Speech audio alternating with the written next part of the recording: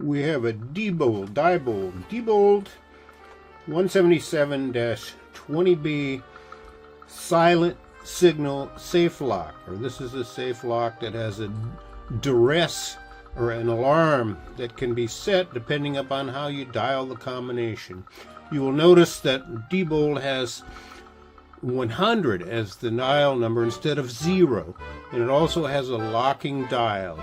Right now it's in the unlocked position. You cannot remove the key when it's locked, which is rather irritating, but I can move the lock into the silent alarm position. Notice the two lights. We got a green and a blue. The green is the silent signal, which is monitored 24 hours a day, and the blue is the deadbolt indicator position, so whether the deadbolt is retracted or extended. Okay, we're going to dial now to the silent index.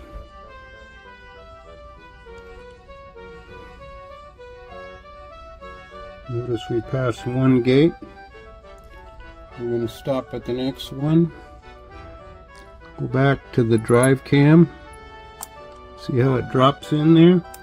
Look what happens to the red micro switch. Now if we pull this back, look what happens to the bolt switch. See that? Let's look at that from the front side. We have our lights on. Silent alarm, bolt switch.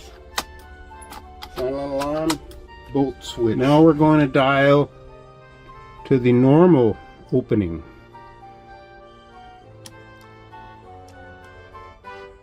Notice the gates. This is the normal opening.